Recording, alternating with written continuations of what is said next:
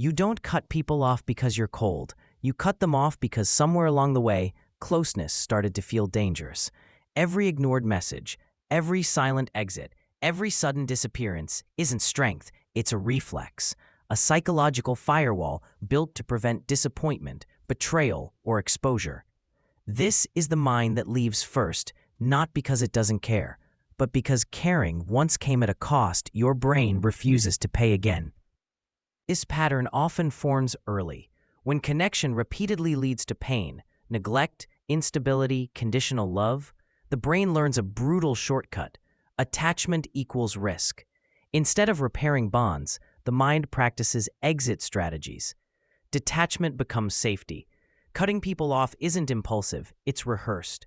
Each emotional loss trains the nervous system to preemptively disconnect before vulnerability turns into damage again. Cutting people off restores a sense of control.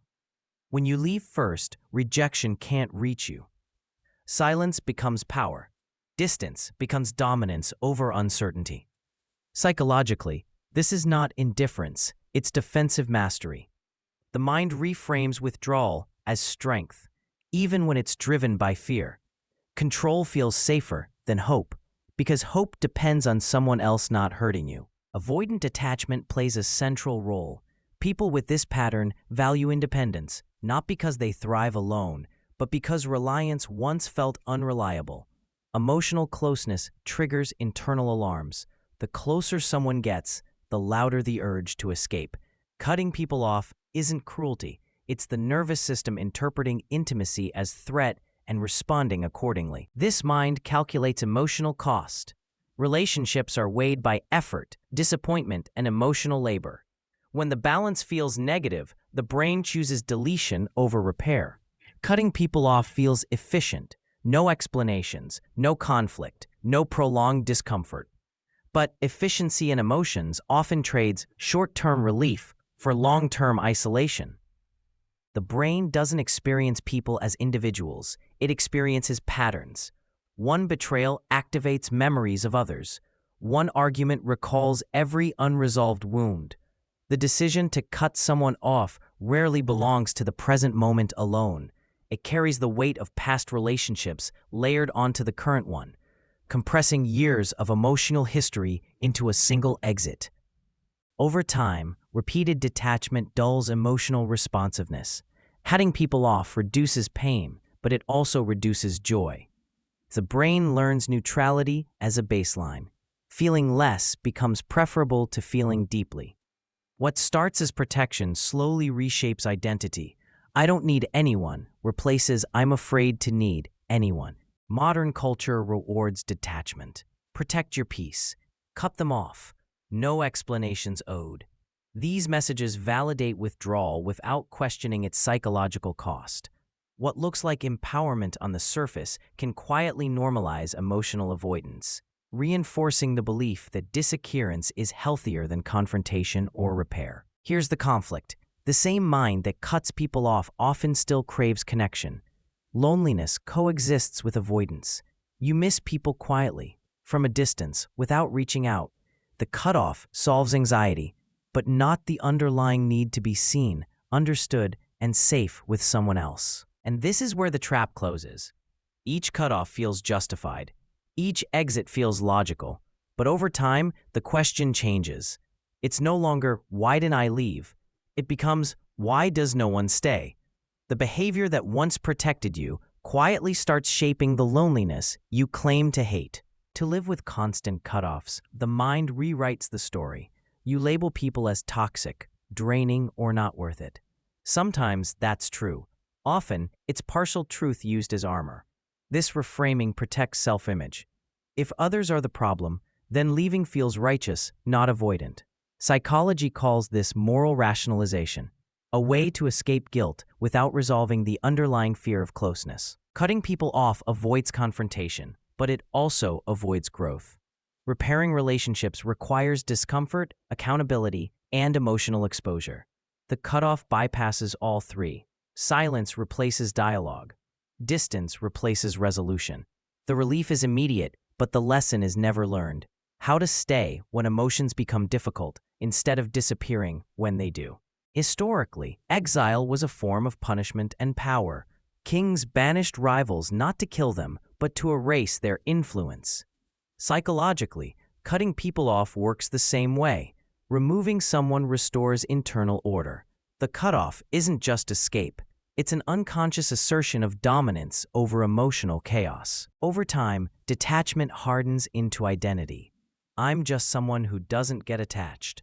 This belief feels stabilizing, predictable. But identities formed from defense are brittle. They require constant reinforcement. Each cutoff becomes proof that you're strong, even as your emotional world quietly shrinks. The paradox is cruel. The more people you cut off, the lonelier the world feels, and the lonelier it feels, the easier it becomes to justify cutting people off. Isolation feeds the very behavior that created it. This loop doesn't announce itself. It just feels like life slowly getting quieter. Memory doesn't archive relationships accurately.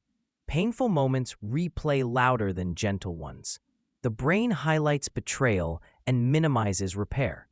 This bias makes cutting people off feel inevitable, even when the relationship held complexity. You don't remember the full person, only the version that hurt you. The mind prioritizes safety over intimacy. Safety is predictable. Intimacy is uncertain. Cutting people off guarantees safety, but at the cost of emotional depth. Over time, the nervous system forgets how to tolerate closeness without scanning for exits. Peace becomes sterile. Quiet becomes heavy. Watching others maintain long-term bonds can trigger quiet confusion. Why can they stay? The cutoff mind interprets this not as skill, but as weakness, assuming others tolerate pain you refuse to.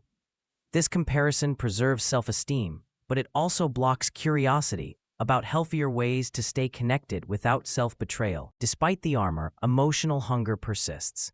You still want understanding. You still want to feel chosen. But wanting connection, while fearing it, creates tension. The cutoff becomes faster, cleaner, more automatic, not because you feel nothing, but because feeling something feels too risky. So here's the uncomfortable question. Are you cutting people off because they crossed the line, or because staying would force you to confront parts of yourself you've been avoiding? The answer isn't flattering, but it's the difference between protection and self-sabotage.